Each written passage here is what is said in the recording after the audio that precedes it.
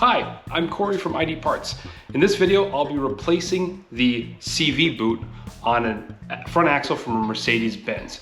This is pretty much going to be the same procedure for any front axle with CV joints, but this is out of Mercedes Benz, so if what you see on your car is a little bit different, don't be too surprised. This is out of a R-Class, which is kind of based on the ML and GL platform. It's going to be exactly the same procedure for most really Mercedes Benz that have a front axle. On this vehicle, the boot has failed. It is separated so that grease has started flying all over the place. We caught it pretty early, so there doesn't seem to be any CV joint damage. Whenever you replace a boot, you want to be sure that the joint hasn't lost so much grease that there's damage to the joint, so that you're putting a boot on an already failed joint, but this joint seems pretty healthy. To get this job done, what we're going to need is a bench vise. You're going to be hammering on the CV joint to get it off the axle, and you need a place to hold it very, very securely. So I've got a bench vise here that's attached to my workbench.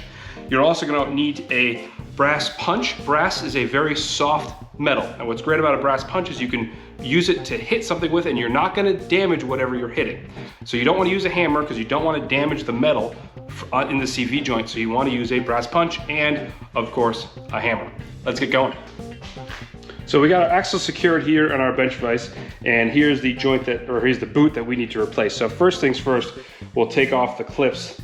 That way they don't get in our way at all. And the back clip as well. All right, so here's a close-up view of our joint. What we want to find is the innermost part of the joint.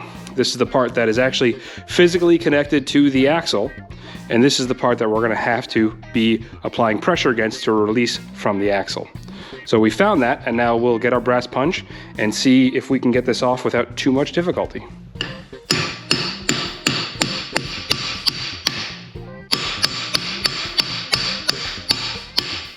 See, just got through the circlip.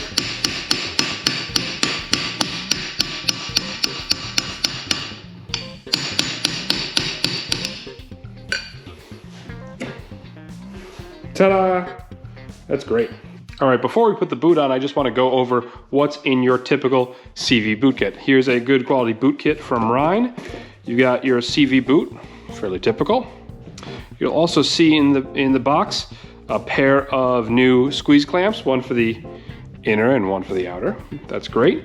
You'll also most likely get a bag, or in this case, 2 bags of CV joint grease. As I said earlier, you want to repack and fully pack the CV joint when you reinstall it to be sure it's properly lubricated. For this model, you'll also receive a new circlip for the end of the axle to hold the CV joint in place. One thing to be aware of is whether or not the joint you ordered comes with a new axle nut or axle bolt. Axle nuts or bolts are pretty strictly one-time use only, so you need to double check if your joint kit comes with a new one of these, and if it doesn't, be sure you buy one.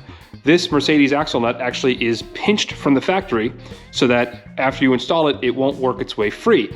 If you take it off and reinstall it, that pinch function will largely no longer be there, so you risk the chance of the axle nut loosening up as you're driving down the road.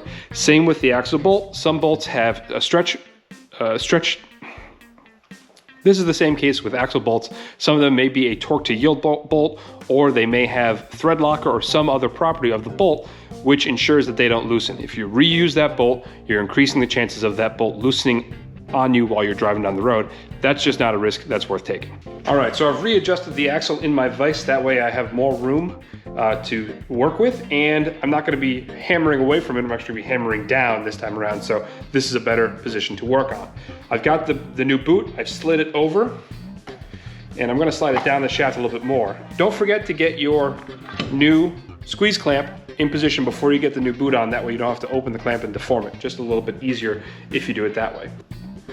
Before putting the CV joint back on the axle shaft, we'll want to fill the joint up with grease. You can just squeeze the grease into the center section, and the grease will actually kind of ooze out when we press this on. That's okay because you're allowing kind of fresh grease to get around. One issue that develops with especially older axles is the grease does harden. So we scraped off a lot of the old grease earlier, and now we're going to really pack it full of new grease. After we've done that, we can get the CV joint back on the axle shaft and catch the threads, and now we can use our copper punch to push this back into place.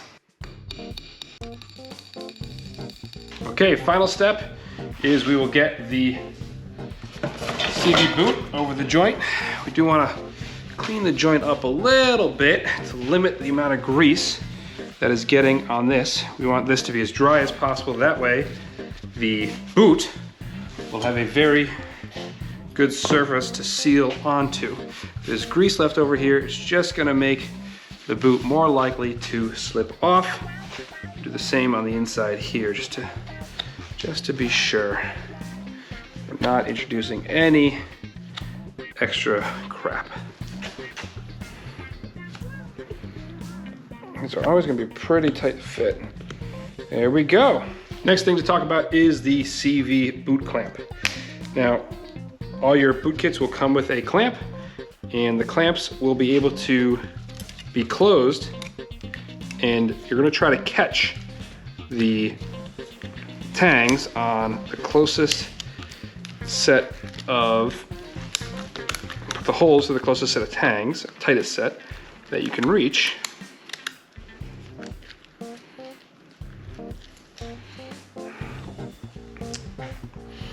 Now, to clamp these properly, there is a special tool which you can use. Looks like this, set of pliers with special indentation jaws there for squeezing CV boot clamps. Sometimes you can also get a pair of snippers that are larger than this, but can also do the trick. I prefer to use this tool. It's a good way to get it started. And we'll do the same thing with the bottom clamp.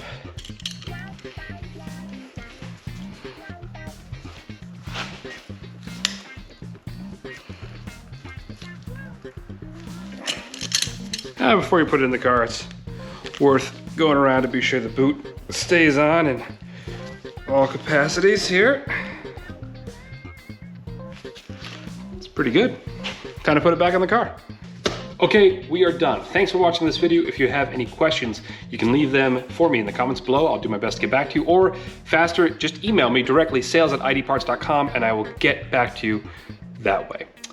If you subscribe to the channel and you hit notify, you will be notified when I make new videos, and if you give me a thumbs up if this was useful to you, I'd appreciate that.